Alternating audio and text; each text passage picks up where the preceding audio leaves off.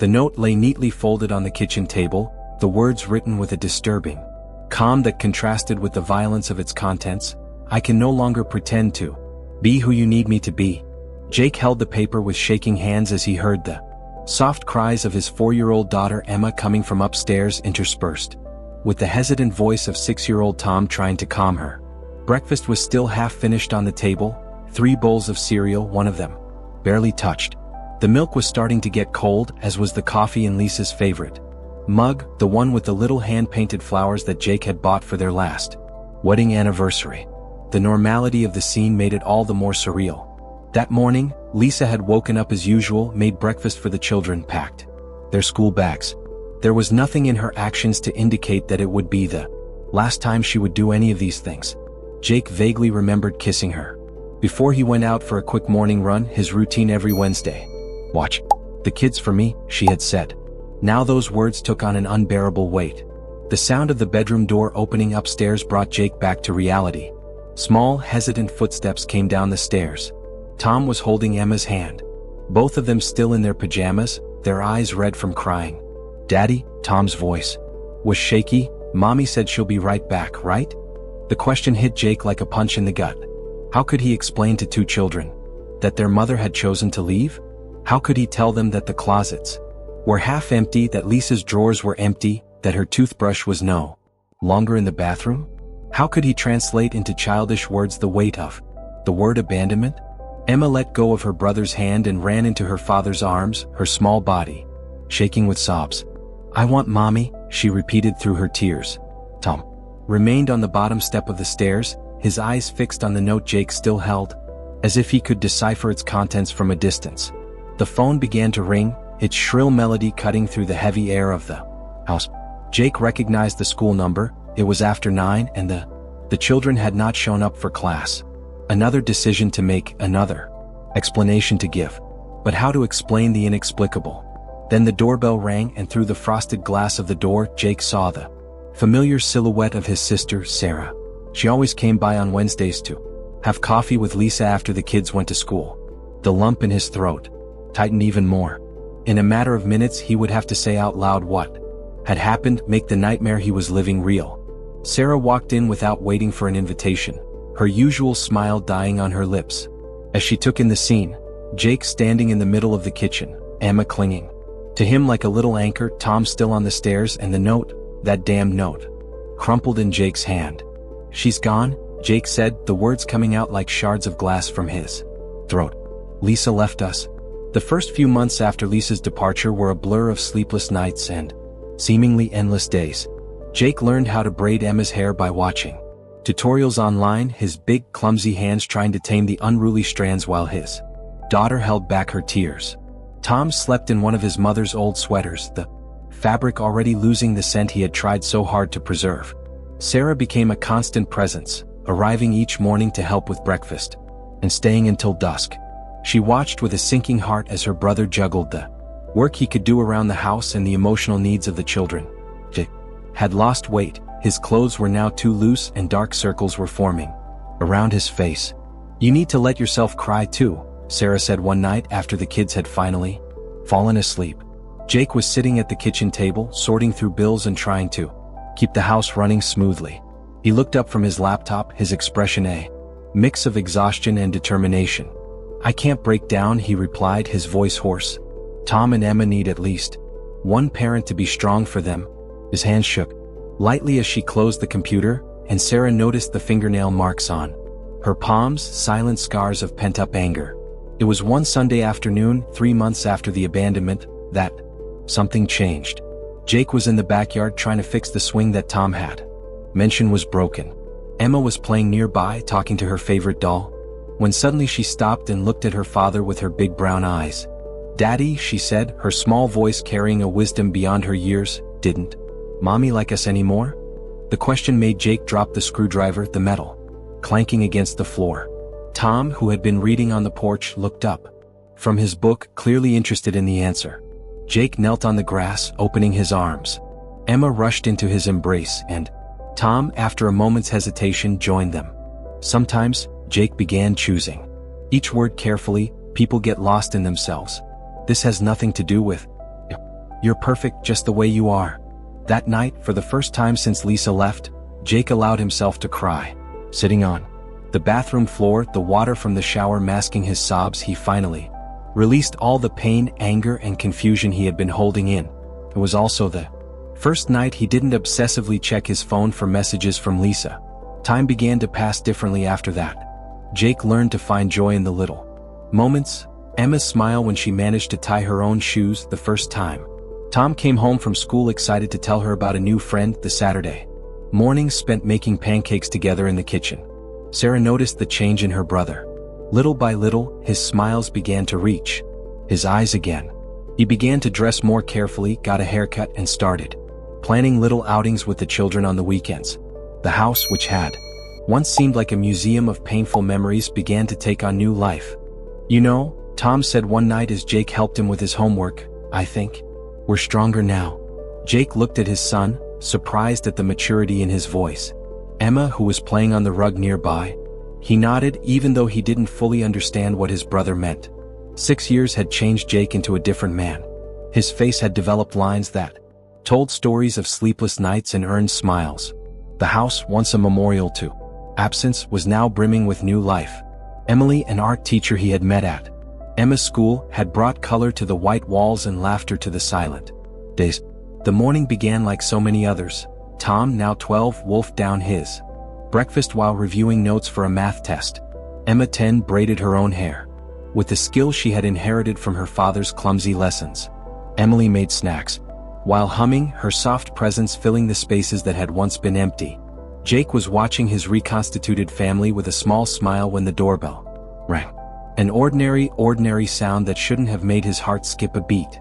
Through the frosted glass of the door, a familiar silhouette waited, so familiar that for a moment he thought he was having one of the hallucinations that had haunted him in the first months after his abandonment. But it wasn't a hallucination.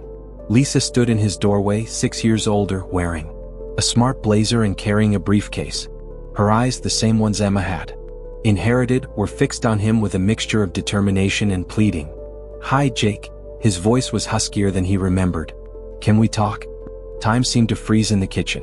Emily stopped humming, the snacks forgotten on the counter. Tom dropped his spoon, the sound of metal against ceramic breaking the tense silence. Emma, who didn't immediately recognize the voice, continued packing her backpack, oblivious to the earthquake that had just hit her family.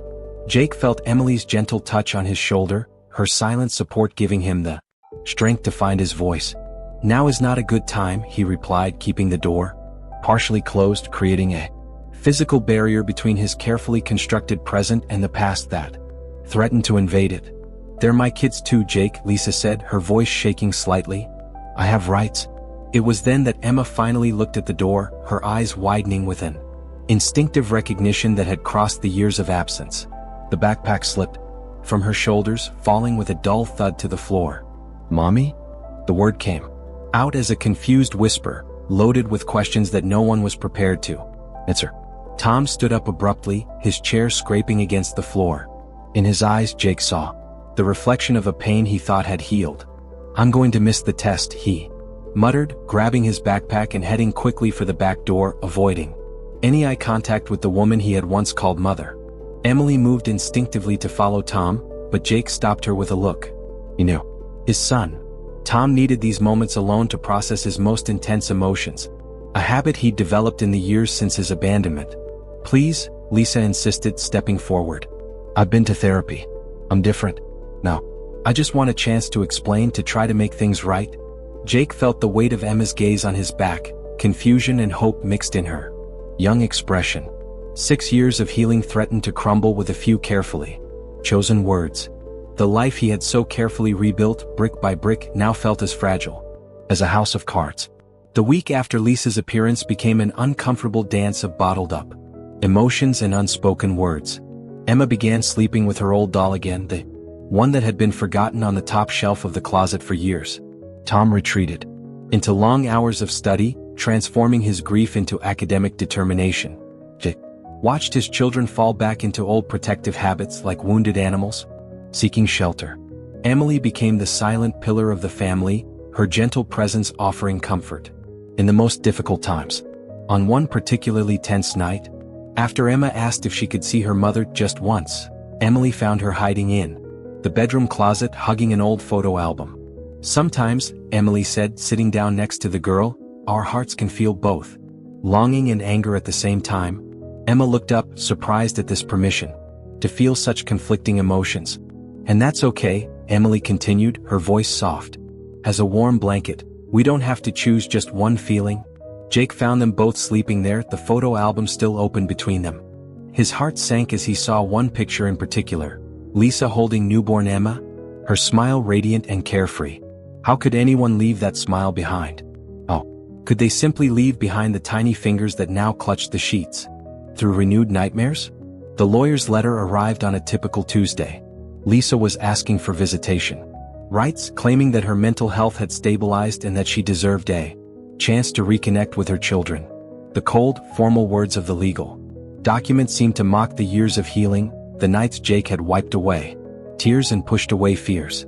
She can't just come back and mess everything up, Tom snapped over dinner, his hands shaking as he held his cutlery. Not after everything. His voice cracked on the last word, and Jake saw the 6-year-old boy briefly emerge in the teenager's face. Sarah, who had become even more present since Lisa's return, watched the situation with growing concern. Jake, she said one night after the children had gone to bed, you need to get ready. Lisa has always been determined when she wants something. Emily, sitting at the kitchen table with an untouched cup of tea, laced her fingers through Jake's. We'll get through this together, she promised, her voice carrying the quiet strength that had helped rebuild their family. Jake looked down at their joined hands, at the engagement ring he'd given Emily just 2 months ago. Life had a cruel sense of irony. Just when everything seemed finally complete, the past would resurface to test its foundations. Daddy? Emma's voice came from the stairs. She was standing there barefoot, wearing her favorite star-studded pajamas. I heard you and Aunt Sarah talking. Mommy going to try to take us away? The fear in her voice was like a knife to Jake's heart. He opened his arms and Emma ran into his embrace, her small body shaking with suppressed sobs. Tom appeared soon after, his eyes revealing that he was also awake, listening to the adults' conversations. The first conciliation hearing brought out truths that Jake was not prepared to face. Lisa was not alone in the courtroom. Next to her sat a serious-looking man, whom Jake recognized from the corporate photos in the office where she now worked. Mark Sullivan, her new husband. We want to provide a supportive home for the children, Lisa said, her voice firm, but with a studied softness. Mark and I bought a house in the suburbs. There's a bedroom set up for each of them. Excellent schools in the area. Jake's blood ran cold. It wasn't just about visitation. Lisa wanted joint custody. She wanted to insert her children into a life she'd built without them, like puzzle pieces in a framed picture. Do you have any other children? Jake's question surprised even his lawyer. Lisa hesitated, her mask of composure trembling slightly. Mark held his hand across the table, a gesture that made Jake feel nauseous. We have a girl, Lisa replied softly. Charlotte. She's 2. The shock of that revelation hit Jake like a cold wave. Lisa had another daughter. She had rebuilt her life, started another family, while Tom and Emma mourned her absence every night. The old pain had turned into something new, a deep, protective anger. At home that night, Jake found Emma sitting on the porch, hugging her knees. I have a little sister, she said without looking at him, her small voice thick with confusion. Tom had been listening to Jake and Emily's conversation, as he always did when they thought he was asleep. She didn't replace you, Jake tried to explain, sitting down next to his daughter. Sometimes people have to lose themselves to find themselves. But that doesn't lessen the pain they cause along the way. Emily appeared in the doorway carrying 3 cups of hot chocolate. Was her ritual when things got tough, sweetness against the bitterness of life. You're a family, she said, her voice gentle but firm. A family that has grown through pain, that has grown stronger, that has chosen to stay together every day. Tom joined them on the porch, his eyes revealing sleepless nights. I don't want to know her, he declared, referring to the half-sister he never asked for. I don't want to be a part of this other life of hers. Jake looked at his children, now old enough to understand the complexities of abandonment, too young to carry such a burden. Emma, who had inherited Lisa's eyes, now had tears in them.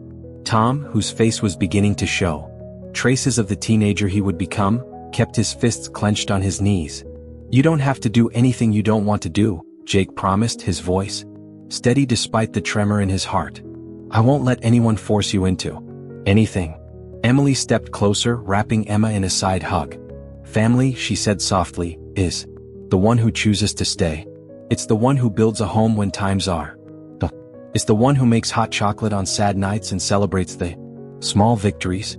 Emily's words hung in the night air like a promise, a truth built not on blood but on love chosen day after day. Jake looked at his family, not the one fate had given him, but the one he had built from the ashes of abandonment, and knew he would fight with all his might to protect what they had gained. The first conciliation hearing brought out truths that Jake was not prepared to face. Lisa was not alone in the courtroom. Next to her sat a serious-looking man, whom Jake recognized from the corporate photos in the office where she now worked. Mark Sullivan, her new husband. "We want to provide a structured home for the children," Lisa said, her voice firm, but with a studied softness. "Mark and I bought a house in the suburbs. There is a room prepared for each of them. Excellent schools in the area." Jake's blood ran cold. It wasn't just about visitation. Lisa wanted joint custody. She wanted to insert her children into a life she built without them, like puzzle pieces in a framed picture. "Do you have any other children?" Jake's question surprised even his lawyer. Lisa hesitated, her mask of composure trembling slightly. Mark held his hand across the table, a gesture that made Jake feel nauseous. "We have a girl," Lisa replied softly. "Charlotte. She's 2. The shock of that revelation hit Jake like a cold wave. Lisa had another daughter.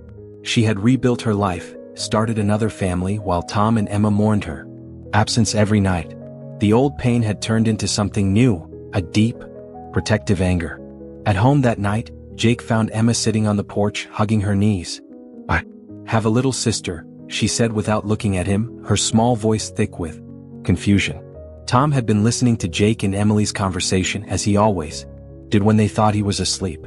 "She didn't replace you," Jake tried to explain, sitting down next to his daughter. "Sometimes people have to lose themselves to find themselves. But that doesn't lessen the pain they cause along the way."